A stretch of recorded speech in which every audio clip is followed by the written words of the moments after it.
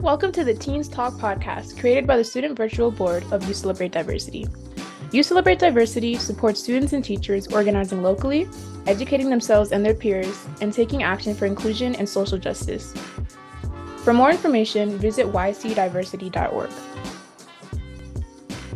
Welcome back to Season 2, which is all about community building.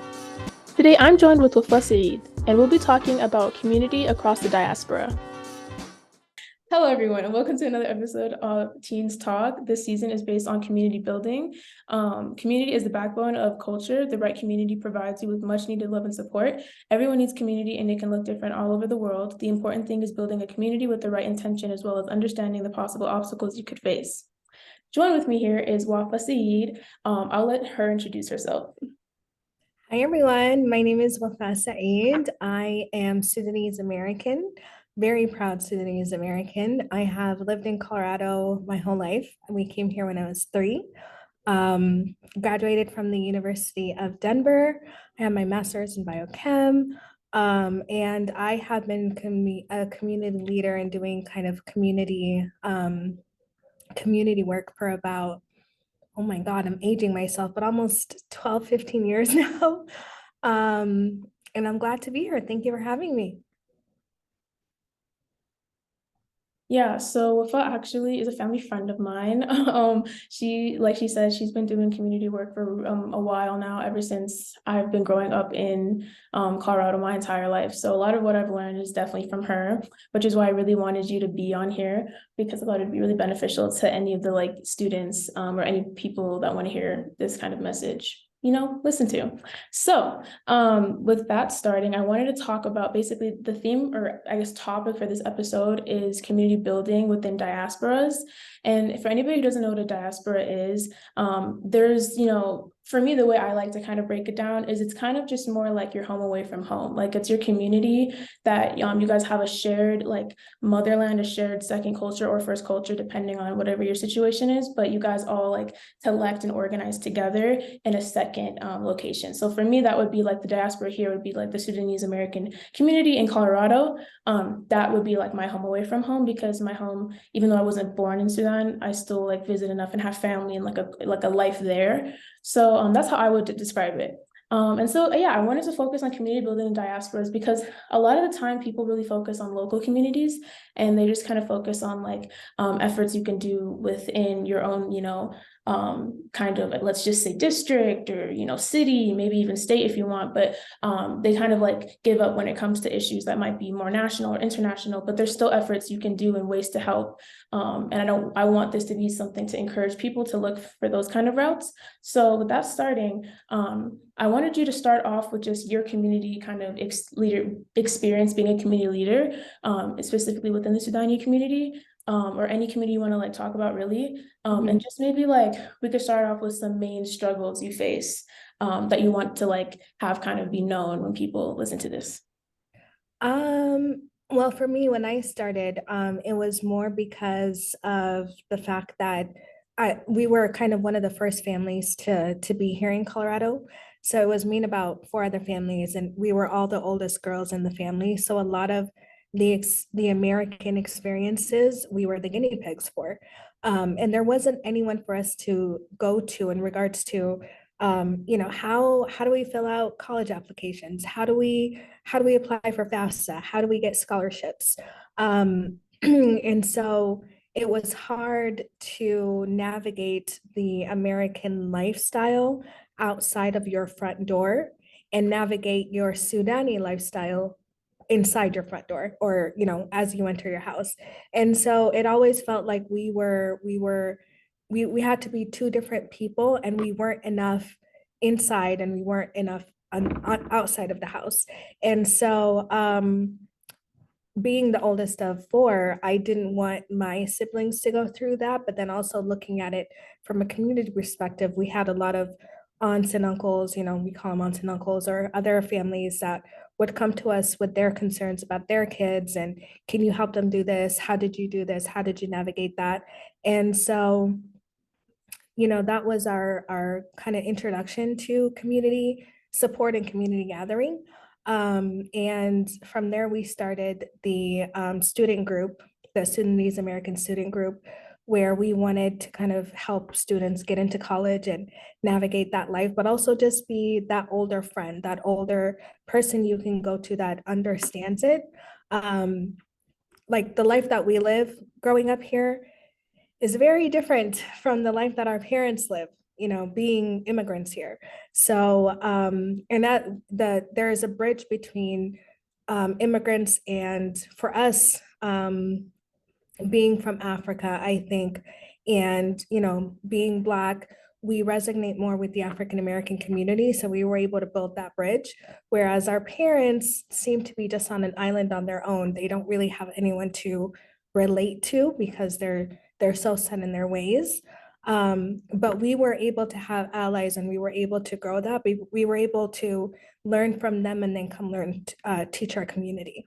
So for me, it was more of how do I give back? How am I able to support not just my siblings, but others in the community? And it kind of went from there.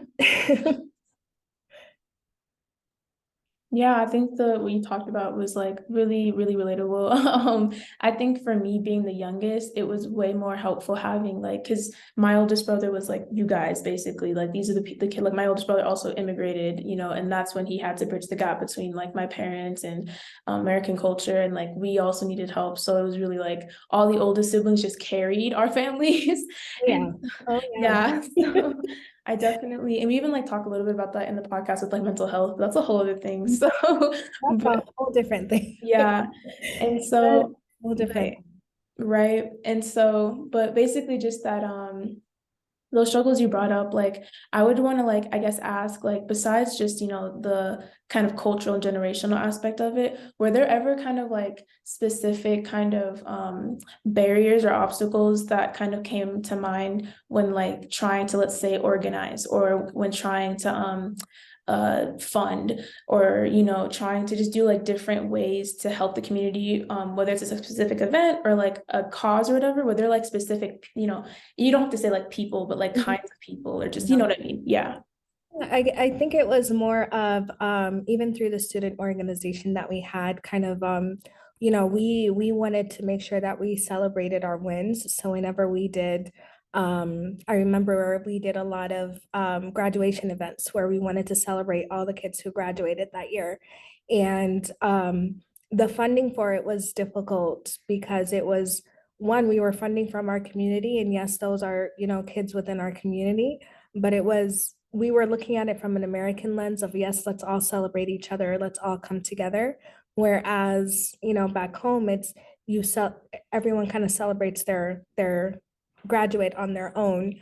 And you know, fundraising in itself is not something that our community does in that sense, where you know you're asking for money for an event, and you know culturally it's considered wrong to ask adults for money, you know. So we had to let kind of have them understand that this is fundraising for an event for the community and what we were going to do with it for it to become a norm for us to do. So we had struggles with that. On the other hand, we had struggles with you know, the people who were putting on the event. It was girls and boys working together, and culturally it's like, oh my gosh, you know what I mean, and religiously it's like you guys are too young to be in meetings by yourself and all of that. So it was more of kind of having them understand that our understanding of things is a lot different than theirs, and that what we were doing was not just, you know, we're not just having a meeting just to meet up. It was a meeting that we actually did want to give back. And I think the fact that it was so successful in regards to the things that we were doing in meetings and the results that they were seeing with the events, and even with their own kids, you know, coming home and things that we would talk about in meetings and they would come and talk to their parents about, they saw that it was actually helping, and then they were on board about it. I think you were at the event that we had at the library where we brought the youth together and we were talking about kind of the peer pressure of growing up in America and what that meant for you all, especially being in elementary and being in elementary, middle school, and high school, and kind of just talking about what racism is and just topics that our parents usually wouldn't talk about and what that would mean. Why are you laughing? I'm laughing because a single tear rolled, and I'm Oh trying to not my be obvious about coughing, but it came out of nowhere, and I can't stop. God. Okay. All right. Cough, cough. We'll redo this. I'm so sorry, girl. You're fine. You're fine. No, You're I know fine. exactly. I just need you to, Slow down. You're nervous. yeah. Slow down. Okay, I'm good. But Cough. Fine. It's a conversation. People can cough in a conversation. do I what? Huh? Do I what? I said people cough in a conversation. You're True. It was so intense. But no, yeah, no, if you could here, I'm gonna go back on mute, but if you could just start from that last part you were talking about with just like the event with the library and about talking about like our place in American culture and all that when yeah. So I think you were at the event that we had at the library. This was a few years back. You know, we wanted to bring the youth together to talk about, you know, what it means for us to grow up in America, you know, and our identity crisis and racism and what all that means for us. And these were conversations that we knew we couldn't have with our parents. So we wanted to create that space for you guys to come and be able to talk to us and, you know, hear the experiences that we had and for us to hear the experiences that you had, but have it just be a place of learning, and kind of co-creating a space of healing, you know what I mean? And and the parents saw that and they saw, you know, that it a lot of parents came up to us and said, you know, this has helped my child in this way, or you guys have helped me, you know, understand something in this way, or I'm able to talk to my child and understand better what they're going through.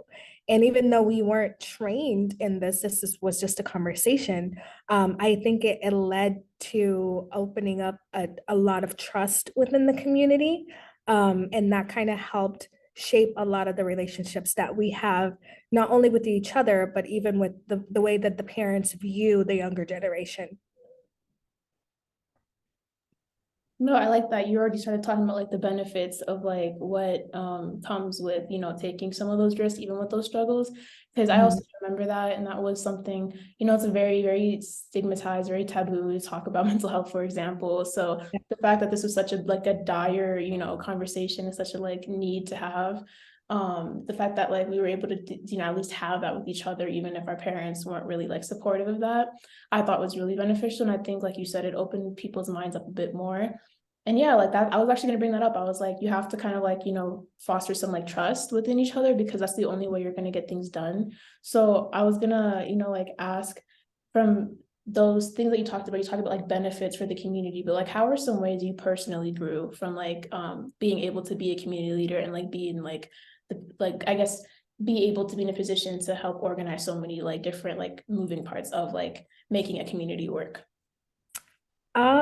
Personally, I'm by nature, I'm an introvert. Hard to believe, but yes.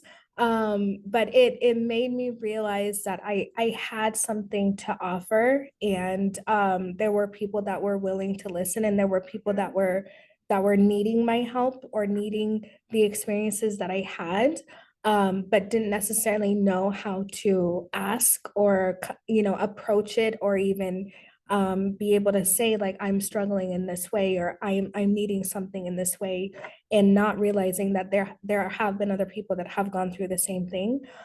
So I didn't want to kind of hold my knowledge. I wanted to be able to provide the opportunity to get out of my own bubble or get out of my own comfort zone and be that support or that comfort to someone else.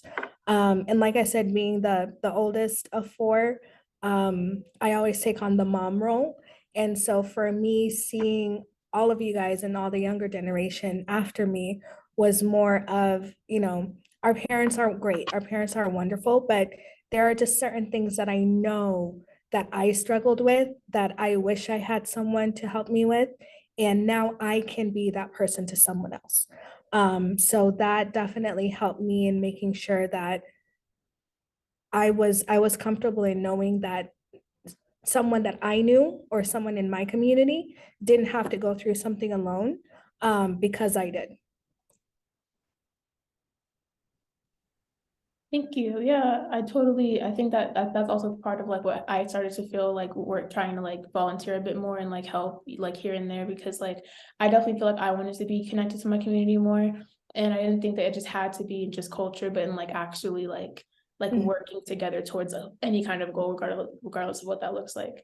But I was also gonna ask you like um so I want to kind of like focus a little bit more on also like the diaspora aspect of it. Like for you, have you ever had the opportunity to be able to kind of work with kind of other communities internationally, like maybe other Sudani communities, whether they're in Sudan or just other countries in the world?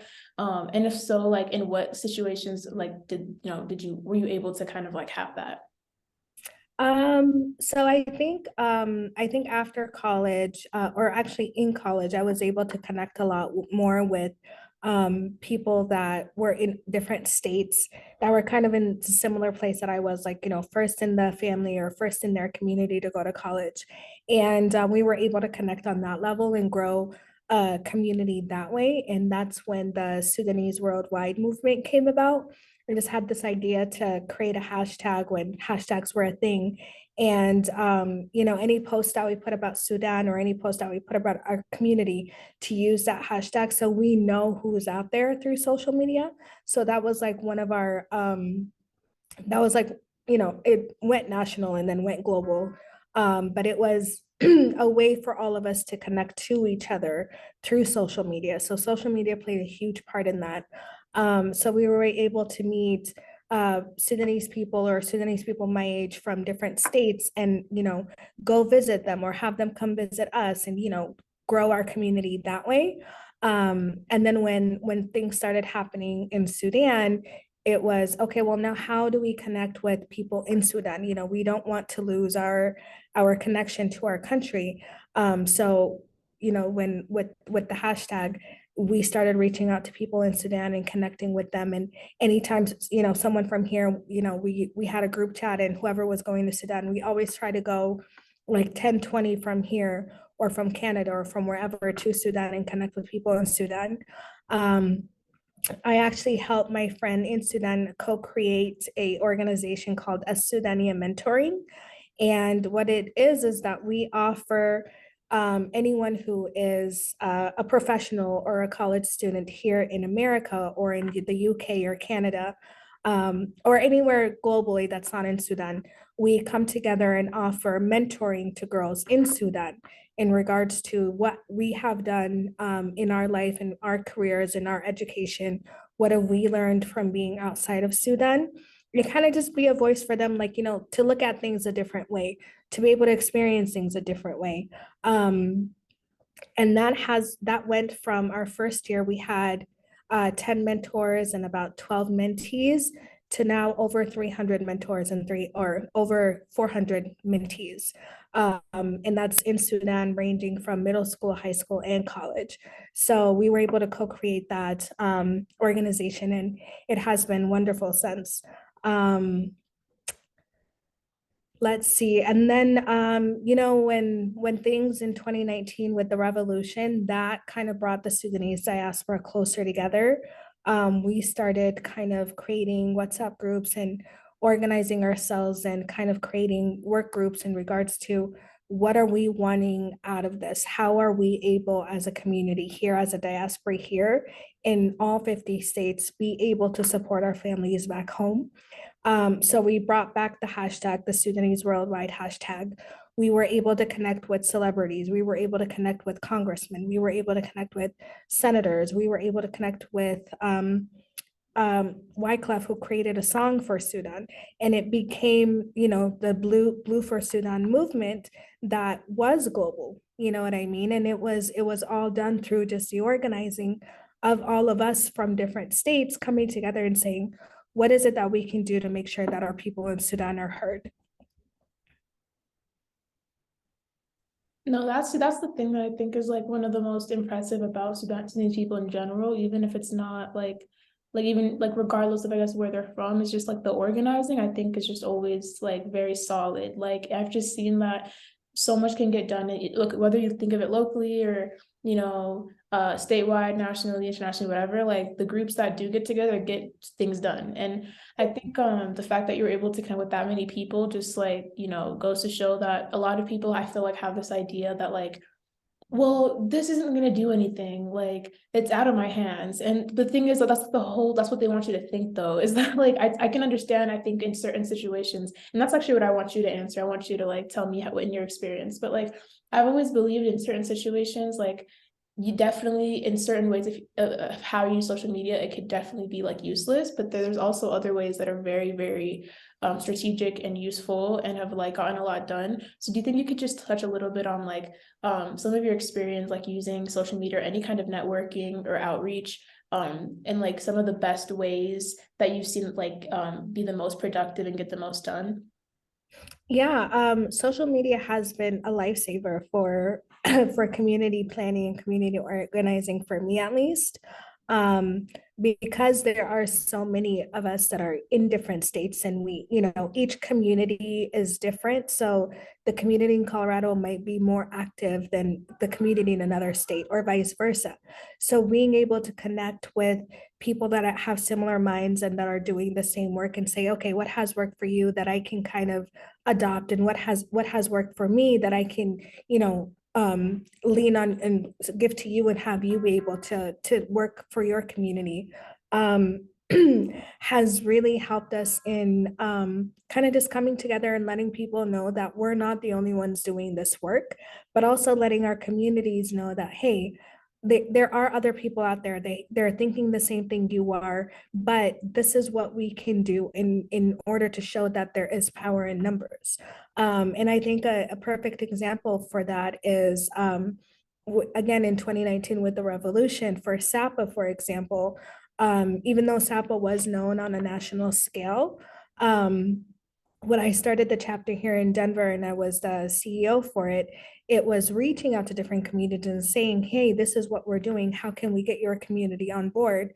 And in 6 months, we were able to create 4 programs. We were able to have one of the largest convenings that we've ever had for the organization. I think it was about 1,700 people that attended. And this was all done through organizing, through what we did here in Denver and through the community here and with you all. But it was also having other people from different states get involved or bringing them to the convening and, you know, having them be a presenter or be something so that their community was able to come support them. And from that conference, we were able to, there was a documentary that was done about the work that was done at the convening that's streaming now on PBS.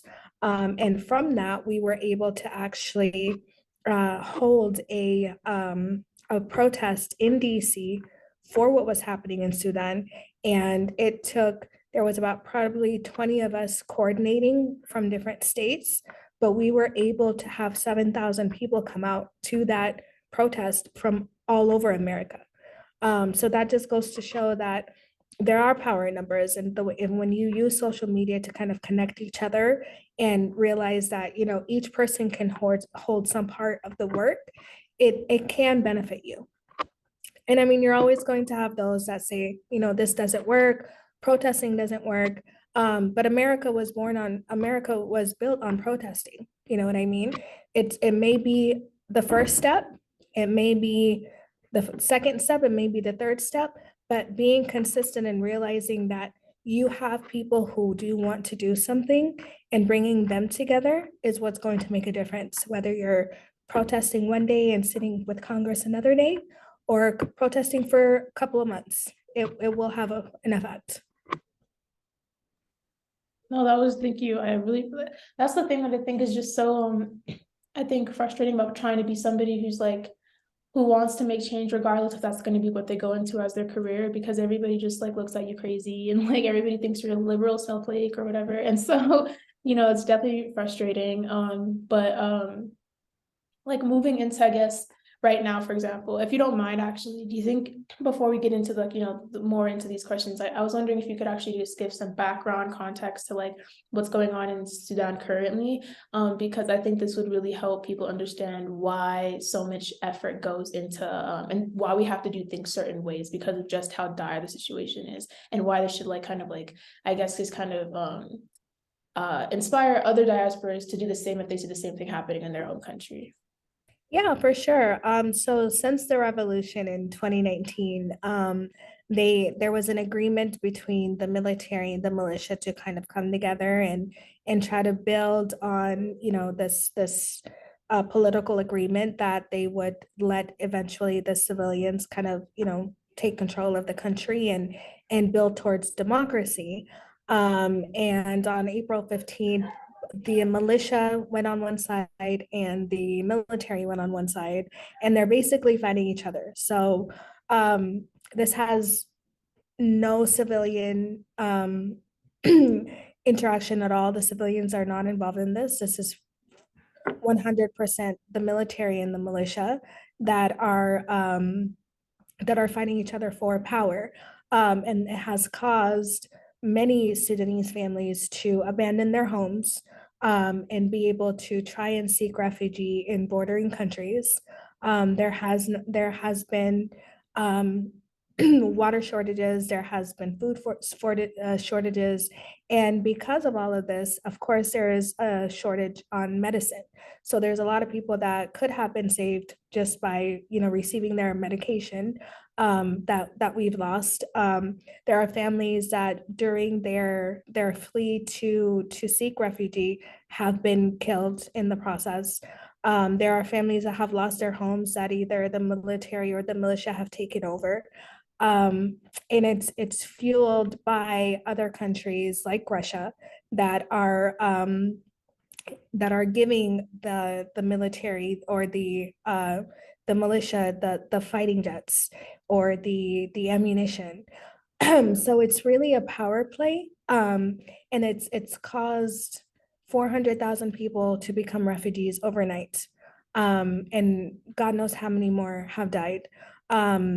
But it's really important to know that this is not a civil war that civilians are involved in. This is a war between two individuals who are seeking to gain power of the country.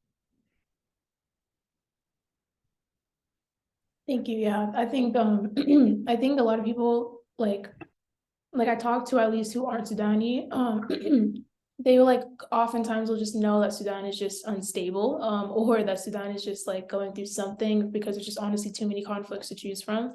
But I really do wish that like this focus of the episode won't be on the Sudan conflict, but I do want to just kind of highlight war in general, because this is something, a lot of the things you see happening in Sudan have already happened all over the world and are going to continue to happen and are like currently happening.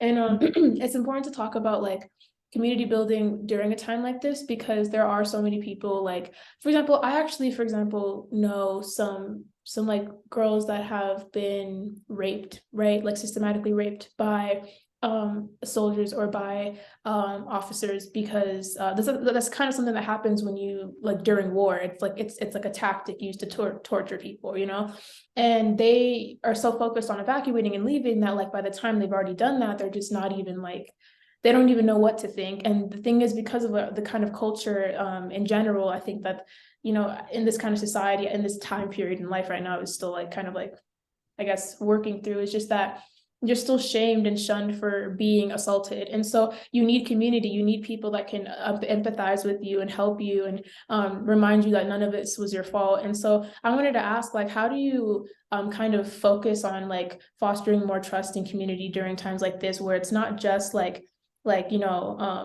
efforts and organizing all the time, but also like healing together? Like, what does healing look like in a community, both locally and then also like across the diaspora? Um, that's a really good question, by the way. Um, Honestly, I think, since and we mentioned this earlier, mental health in our community is very taboo. And I've noticed, in times of war, in times of combat, where we've experienced in Sudan the last 4 years. People are so focused on the people dying and the people are hungry and the people are escaping. They're not realizing that what comes with war is rape. And the girls unfortunately are not talking about it, and it's not being as kind of mainstream as everything else as it needs to be because of that fear. But I think for me, healing is having the courage to bring it up as much as you can so that you make healing more, you make healing normal.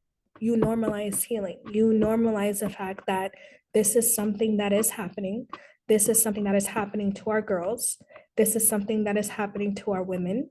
And we need to have a conversation about it. Just sweeping it under the rug is not going to do that. And trying to blindly move in this situation or try to talk about the war without talking about it is not going to do that. Um, so locally, I think as a community, we need to address it and we need to talk about it. And on a global scale, what we're doing right now is we are holding kind of like healing circles. And it's on Zoom. I know it can be a lot, but just having a space to talk about it and hear stories or just understand what people are going through. We're holding so much, you know what I mean? I mean, even for me, like I find myself feeling guilty at times going to Starbucks or going to get something to eat and having all of that in the back of my head and just lifting up my phone every 5 minutes to see what's going on. But just having that space to be able to discuss all of this, to be able to speak it and let it out of you is needed for us. And so we offer that space not only for the diaspora here in America, but it is global. So we do it on different time zones so that people are able to come in and just release, and it's up to you whether you want to be on camera or not. It allows for that comfort. But we also provide opportunities for people who are in the field of who are therapists and who are psychiatrists to come in and be able to provide that opportunity for them to just have that opportunity to be there and be that support for them. No, I'm so glad you brought up those. Definitely makes a process. It definitely allows for that opportunity for them to kind of just have that support. Yeah, no, I was gonna say that like that I like that you brought up the healing circle because I actually also noticed that. And that was just kind of people having conversations. Like I don't know about you, but like my parents, they stay on chat rooms, like on those like Facebook or any kind of other social media platform where they're just talking to Sudani people like that just join the chat rooms or across the world. And they all just kind of like talk together about how they've been feeling and like they might strategize together, they might do whatever, but it's really, really beneficial for them at least until it of course becomes like too much. But that's within. But Yeah, I see it also for the older community, you know what I mean? Like our parents, you know what I mean? Their whole life has become just on WhatsApp and what they're seeing, but they need an opportunity to be able to release that and be able to have those conversations. no, exactly. Like I think that's why I think even for me, like I had like a lot of friends and just like, family that like we like I guess American, like Sudani Americans. We just kind of had also a really weird time processing certain things because for me, I felt very guilty for even feeling bad about the situation because I'm not living it. You know what I mean? Like it felt performative. It felt like just kind of fake to try to like adopt a struggle I didn't have. But I genuinely just kind of at some point felt very just I felt, I hurt like about everything going on. No, my entire family lives there. I don't really have much family that lives outside of there. And I also had a lot of friends that were still there, so I had to just figure that out. And it was a scary time. And I remember just breaking down and like talking with other friends that felt the exact same way. And that's when I knew like having a community that's specifically Sudani American is also really important. Like just being able to like make spaces and groups with people that can kind of at least complete different parts of your identity, not complete, but add on to different parts of your identity, I think is a really good outlet. But with And that, I think that also goes back to like why I wanted to kind of do this or be in this space of work is because it's growing up in America, everyone is from somewhere, right? Everyone has some sort of background, everyone has some sort of story.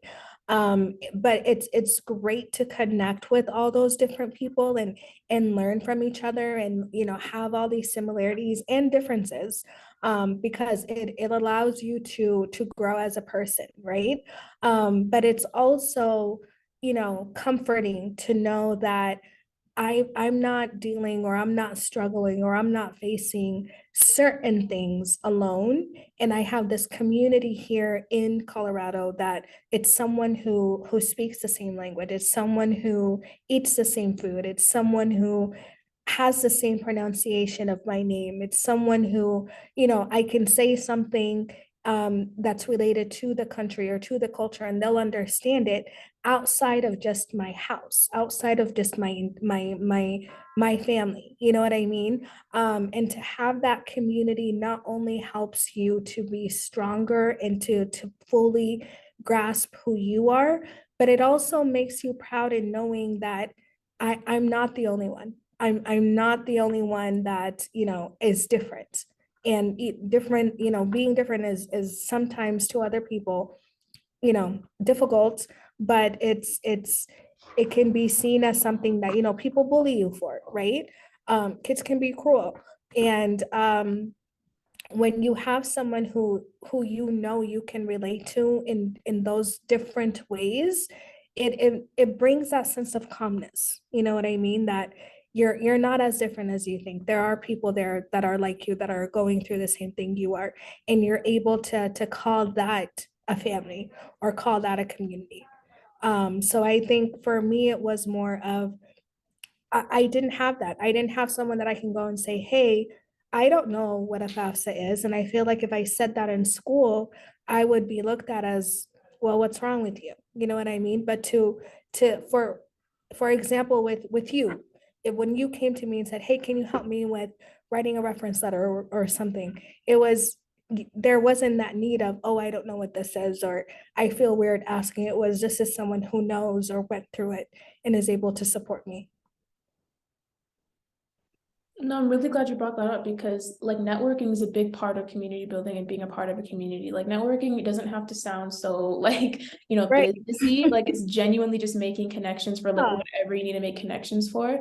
And our parents taught us that literally our entire lives. Like literally there's never been a time in my life where my mom is like where my mom can be like, you have no options. She's always like, there's somebody in this community that we know that you can ask about and like you can help that can help you with this. Like there's somebody like and so Mhm. like that's why it's nice because it's just like, I don't want to like get into a whole rabbit hole about like collectivist cultures or anything, but I just want to say one thing I guess I will say as a benefit to that is that you do have a community mindset and it's a group mentality, which of course can have its cons, but focusing on the benefits of it, like it's nice because you're just focusing on what will benefit everybody instead of just, how to get ahead all the time. Like this Right. way you benefit this person, they help you out, you guys help each other out consistently throughout life. Like I grew up with people that have been helping me out since like middle school papers, you know what I mean? Like, and we're still helping each other out. Like I have friends in Exactly. different colleges and they're like, can you look this over? Like it's just something we've gotten used to because we just don't feel embarrassed anymore to have to feel like the smartest person in the room. It doesn't really, that's actually honestly like the least beneficial thing you could do. And Mhm. so in talking about that though, I remember early you brought up like having, difficult conversations as part of a way, like raising awareness is part of a way to like kind of help with some of these struggles that in that specific situation was like girls.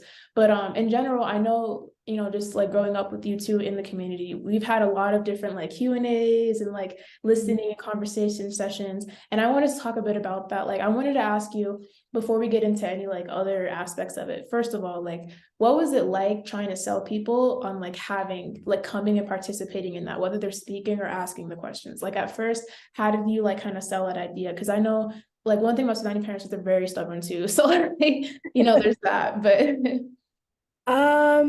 So is this specifically the last event that we had or just in general? just in general, like over the years. Oh, so what I've learned, yes, Sudani parents are actually immigrant parents in general are very stubborn. Um, and I think for me, it was really it was going to the youth first, going to the people that I know, that going to the people that I know had my experiences, and saying, hey, like for example, in regards to the meeting we had at the library, it was more of I think it was during a situation that happened uh, at a school. There was a school shooting, and one of the Sudani kids was at that school, and so for me it was, I, if I was in that situation, I would have been terrified. I would have been absolutely terrified.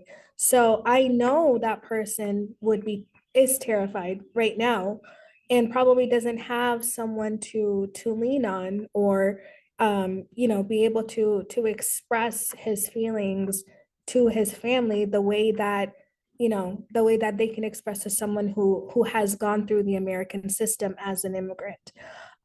So the route that I took was just going to the youth and the people who understood the situation and saying, hey, why don't we sit down and talk about this? Why don't we have, you know, just a discussion to see a check-in, just to see how people are feeling. Um, and we did that, and the parents saw that that helped the kids, so they came back and said, hey, can you hold more of these conversations. So I think them seeing that this is something that's helping their children, they're on board 100%. Another one was, even with SAPA and creating a whole organization for the community. This was something that was completely brand new, having the youth come in every other week was, for the parents, like, oh my god, they have school, they have this. It's like, yeah, they absolutely do, and we respect their time, but at the same time, this is helping them in regards to things that they are not getting in school. They are not getting life lessons or life experiences that I had, or that whoever else was speaking at the time, that they had, that would benefit them, because they're going to experience this the same way that I did.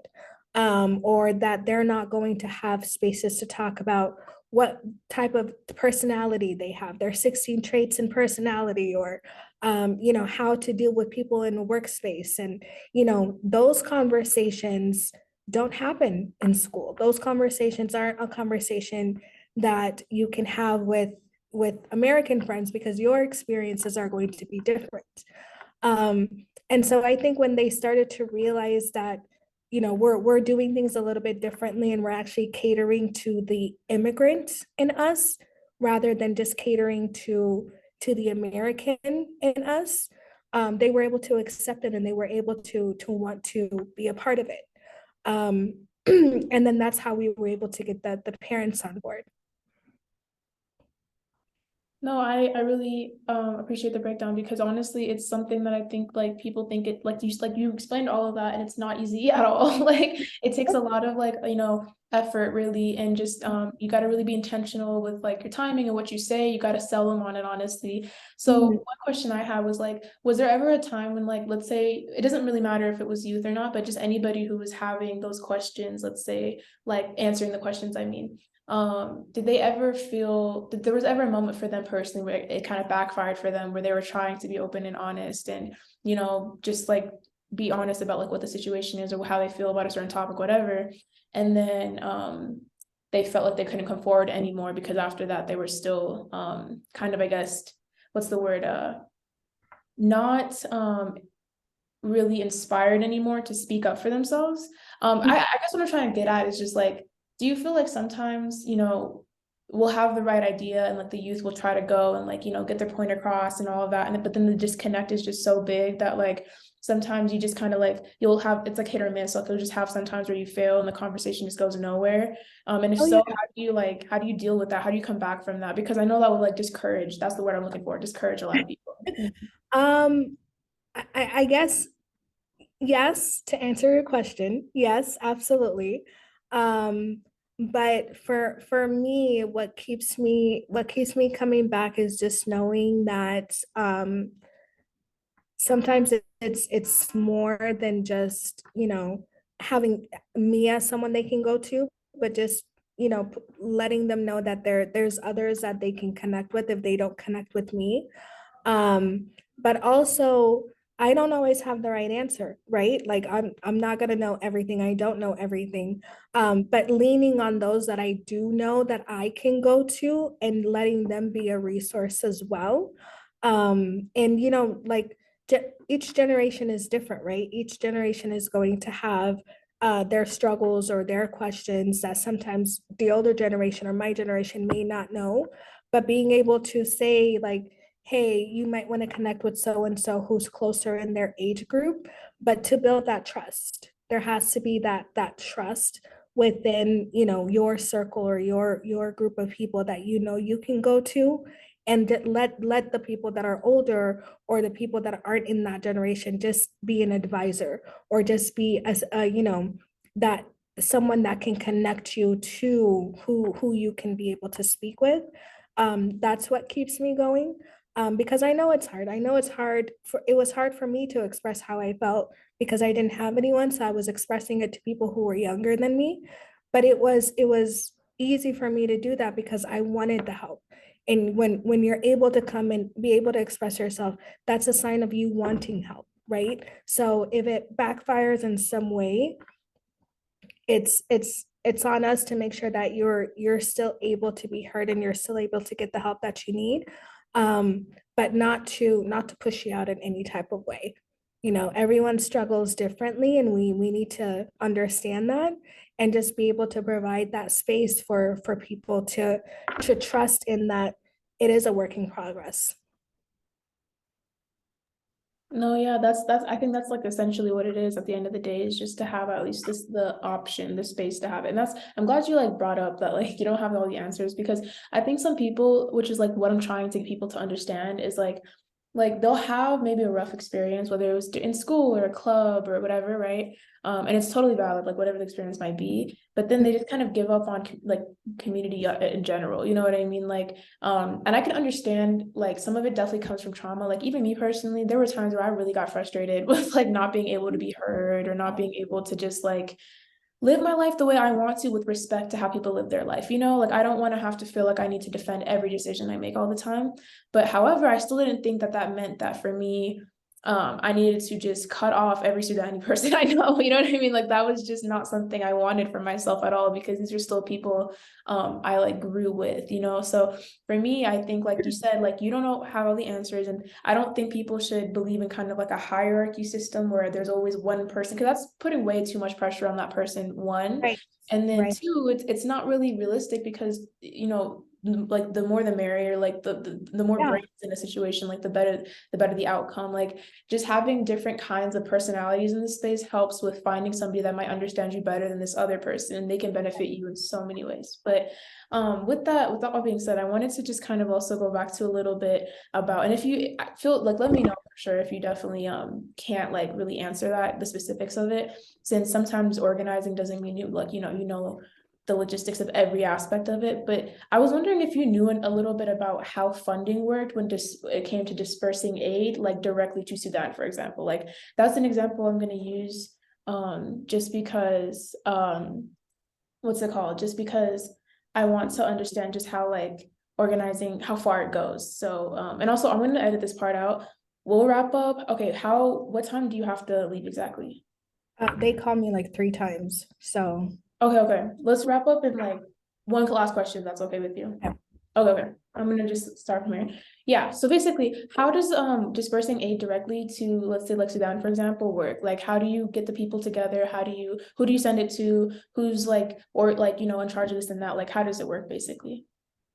So like I said, like for us, it was, just creating those connections through the hashtag Sudan Worldwide and building those relationships, not just with the diaspora, but people in Sudan. And, when we went to meet them, and, we met a lot of people who were in organization work or had nonprofits that they were doing. So it made it easier for us to know that we had people on the ground, that we can go to, or that we can be able to support when needed. So anytime that money is collected here in regard, from different communities or through fundraising needs, we send it to those people that we know, or those organizations that we know that will do the work. And then to kind of just, make sure that it's being done, they'll send videos, they'll send us, pictures of what has been done, or pictures of the things that they bought or things that they're giving to people, just to show like the work is being done. So that has helped in many ways as well. Okay, so I know you have to go, but thank you so much for sitting down with me and being able to have this conversation. I think we were able to touch on a lot of different things that I really hope people can like take away as learning experience. And yeah, I just, I'm excited to continue to work with you. Thank you. I'm so excited. Thank you so much for the opportunity. I'm so proud of you. Thank you so much. Thank you. All right, I'm gonna let you go, but I hope you have a great rest of your day. Thank you. We'll talk soon. Yes, okay, bye.